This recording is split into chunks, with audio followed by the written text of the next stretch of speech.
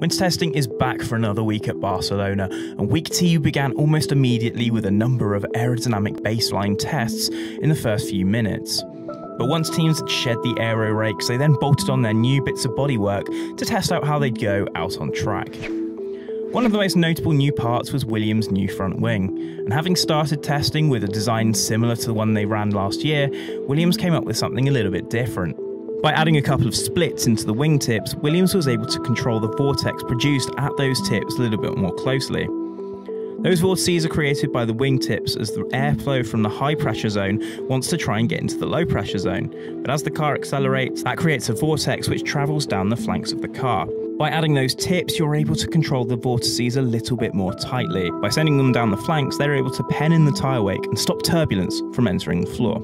Williams was able to create those splits via a clever circumvention of the regulations, which states that you're only allowed to have 5 enclosed sections from a cutaway of the wing. By shortening the wing elements further up, Williams is able to stay within the bounds of the regulations, but also has a little bit more control over the vortices it produces. That was a design pioneered by Red Bull last season, which introduced a split into its third wing element. And having been massively inspired by the Mercedes W10, Racing Point has also done the same for this season. It'll be interesting to see whether Williams persists with this wing or not, but it does seem like a step in the right direction for the team, which has struggled over the past couple of seasons. Another new addition to one of the midfield runners is the Alfa Romeo growing a pair of horns. In 2019, Alfa Romeo turned up at the second test with a set of 4 fins on top of the chassis bulkhead, which drives airflow outwards and controls the top part of the tyre wake being produced, also sending air down to the barge boards to be worked a little bit further down there. For the second week of 2020 testing, Alfa Romeo has largely done the same, but has created a slightly different formation for those fins. Rather than creating what looked like eyebrows on the last car, it has created 2 more conventional horn shapes, which again diverts the airflow outwards again, but also creates small tip vortices which is also sent down to the barge boards. Interesting to see if Alfa Romeo keeps it on the car after their baseline aero test, but all signs point towards them keeping it on the car, as they did last year as well. At the top of the field, Ferrari has made a change to its rear wing, among other things.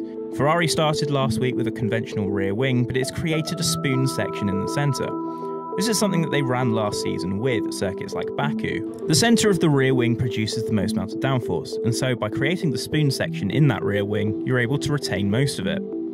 However, by turning the ends up, you're able to run with less angle of attack, and thus reducing drag. For circuits like Baku and Montreal, that's absolutely vital, where you require downforce but also quite a high top speed as well. For circuits like Monaco, this wing would not be used, but it seems that Ferrari is testing out aero parts for the rest of the season, just to try and see where it can make some gains. Throughout the second week of testing, it's expected that more teams will turn up with brand new aero parts, and it does remain to be seen what they'll turn up with. However, if last year is anything to go by, a number of teams should make quite big additions in their preparations for Melbourne.